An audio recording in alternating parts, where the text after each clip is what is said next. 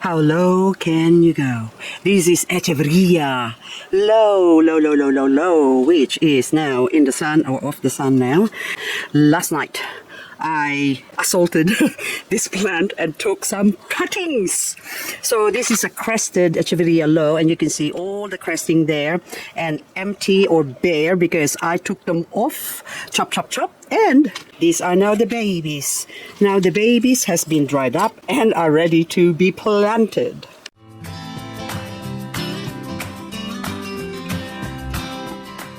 This is Echeveria blue curls crested that I planted a few weeks ago, and they are all now established, nicely rooted. So you can see some normal growing ones and also a lot of crested ones. So now, what do I see?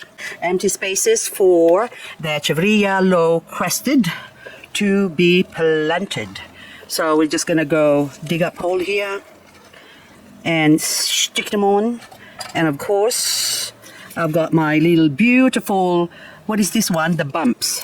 Longissima bumps. I thought it was Mexican tears, but it's not. It's not gonna make me cry. So this one now, I'm gonna put this in. So you can see some of them have normal growth and others have got a crested growth.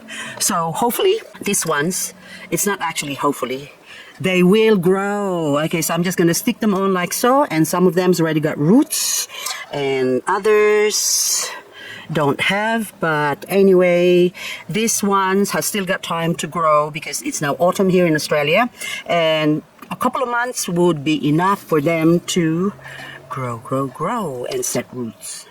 Oh no, look at that mealybug. I hate mealybug. My tarantula. Why don't you go and eat these mealybugs? Kalanchoe tarantula. See, anyway, so that one I need to spray that with my metho solution. Go spritz for that one. So, but for the meantime, I need to give this tarantula a drink because it's dry. So if you can see, the soil is really dry, so it needs a good drink because that also encourages the mealybug to attack it. So I'm using my soil wetter here.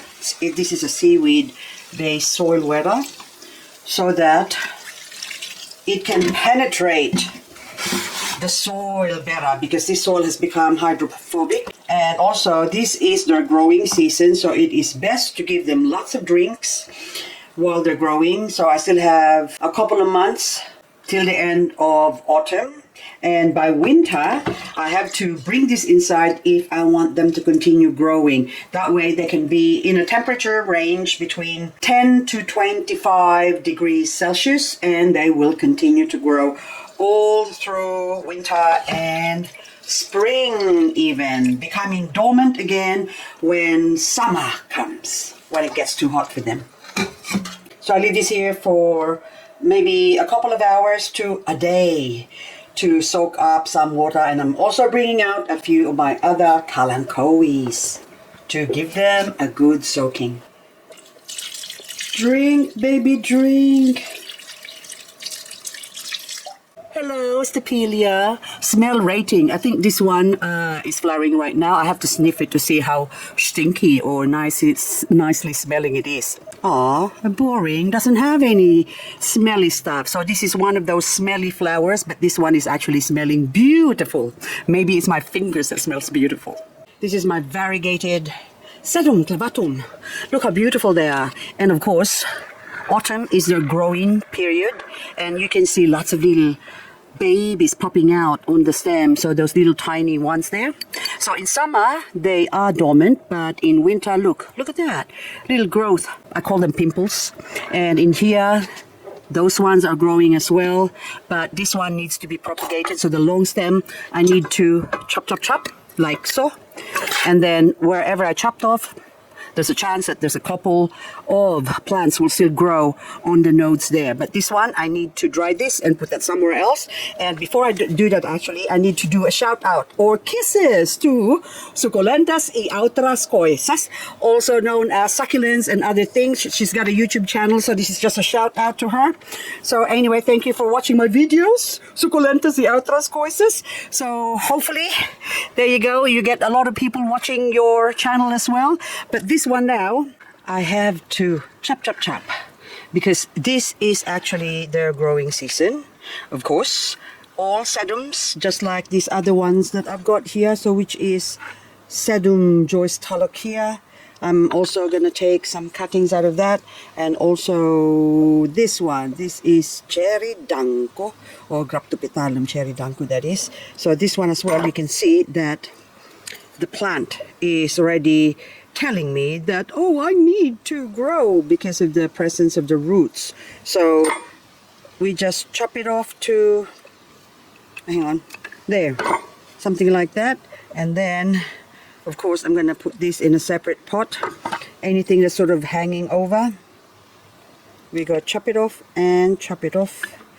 And anything that sort of got leaves, we just take that off, leaving a node for the roots to grow, because if they haven't got nodes, they got nowhere for those little roots to pop out, and the plant will just eventually die or make it harder for them to basically grow roots. So this one as well, we're gonna chop that off, and that is looking very pretty still.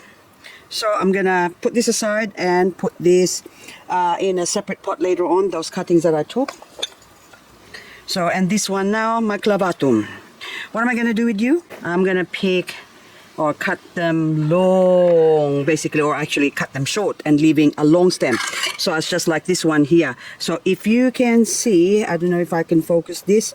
Oops, did I drop something? Yes, I did drop my other. This one? Okay, I put your aside for here for now.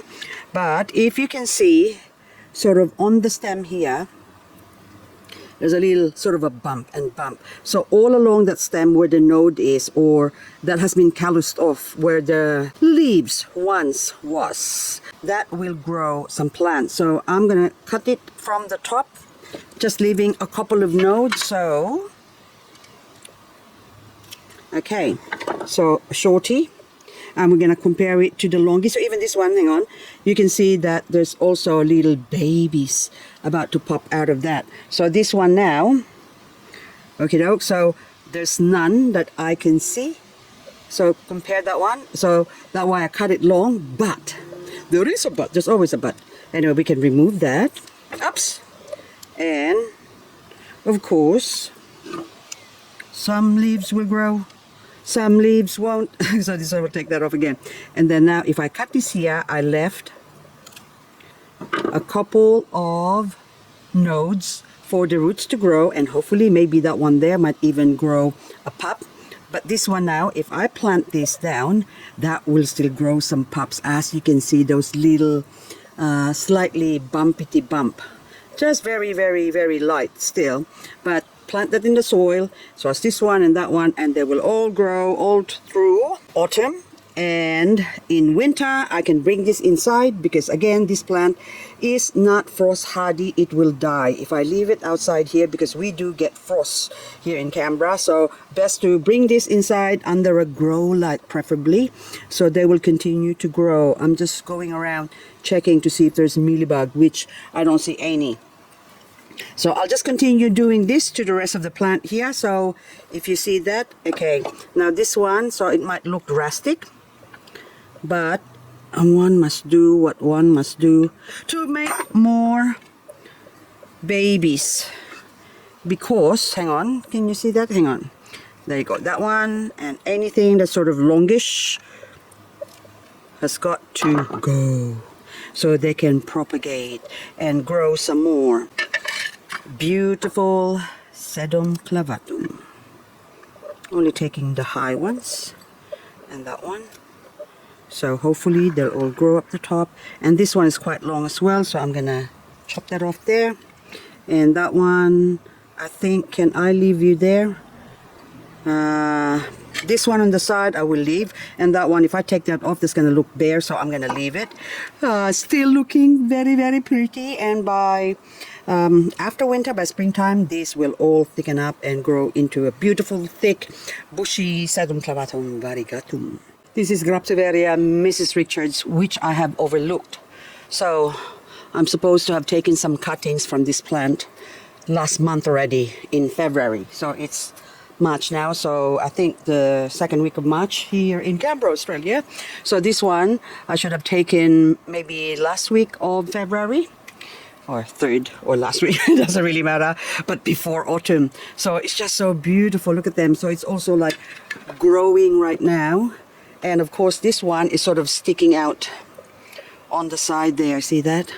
And also roots forming in there, but this one needs to be chopped so I can have some babies from this Mrs. Richards. So this one ready, this is already a combination of a mother plant and also babies that I chopped off a couple of years ago.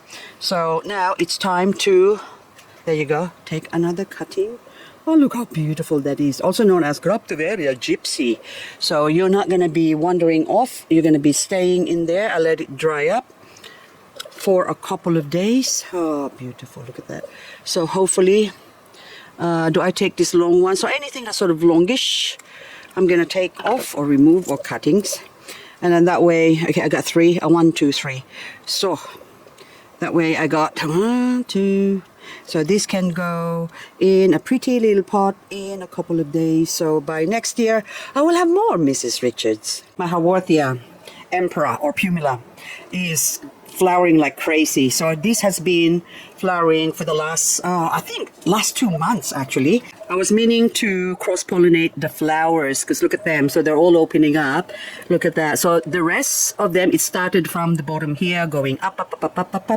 And because they haven't been cross-pollinated, no seed pods. But this one here has got a seed pod. Look at that. So any seed pod like this, and I'll just do that so it can focus. So that has a chance of producing seeds that I can grow into another beautiful Haworthia Pumila Emperor.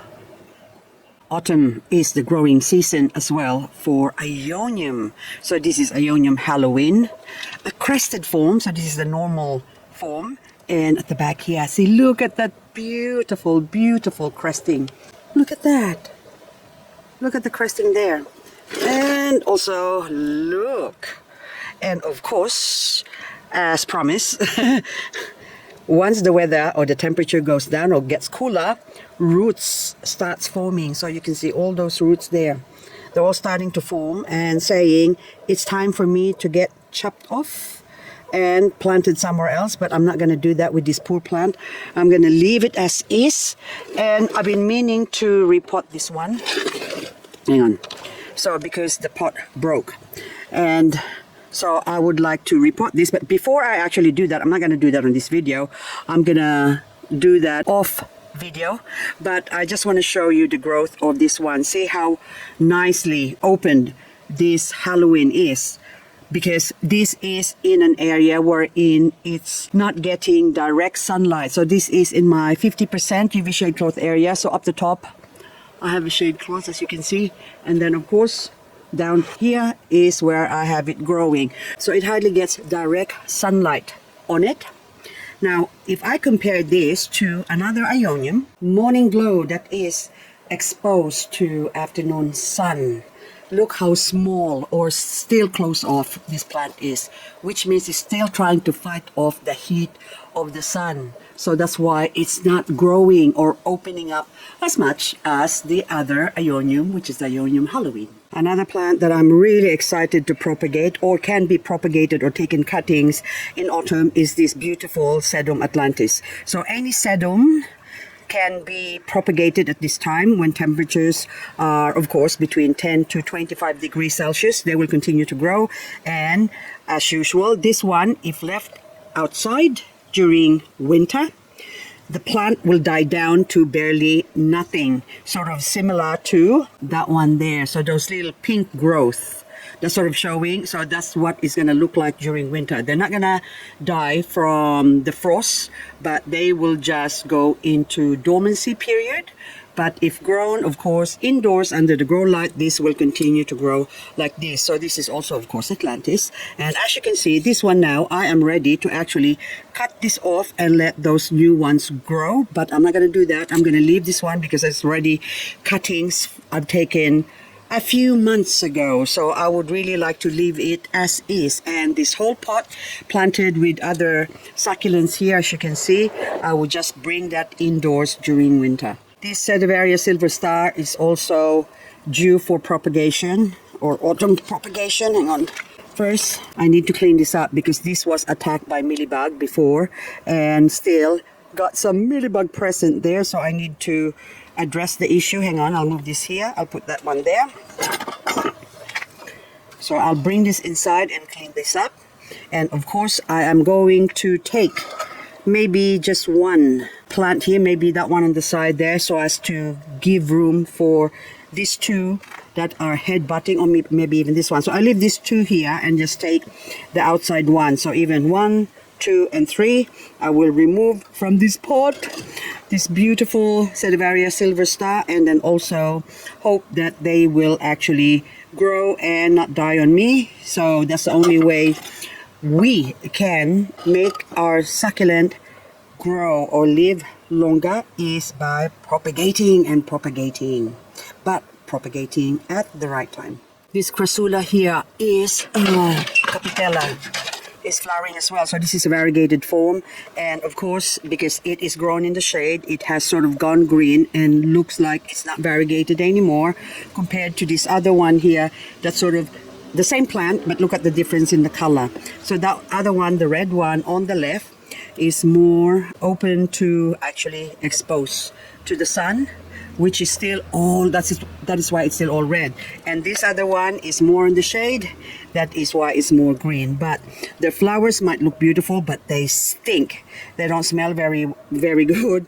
And also I see my Crassula Fantasy as well here. I need to take a couple of chop. So a couple of these ones here, that is the Crassula Fantasy. I still remember buying, or this is actually given to me, but at the time that this was given to me by a friend of mine, this cost $50 for just that one little cutting, like plant like that size. And also this Volcansii as well, which is just looking so gorgeous. This is also Crassula. This is also time for me to propagate this, take some cuttings. And so now this beautiful gypsy, I'm just gonna plant this. I don't even know where I'm gonna put you. So where do I put you? I think I'm gonna put this one. It doesn't really matter where. So, but pink on pink, is that actually good? But anyway, that's just gonna disappear. I think that looks prettier in here. So I'll put one there. And of course, I'll put another one here. And then that one over there. I'll put some dressing on that one later on. And of course, my Sedum clavatum is gonna go into this pot. Okay guys, thank you once again for watching, and hope I'll see you on the next video. So okay, I'm gonna continue potting this up.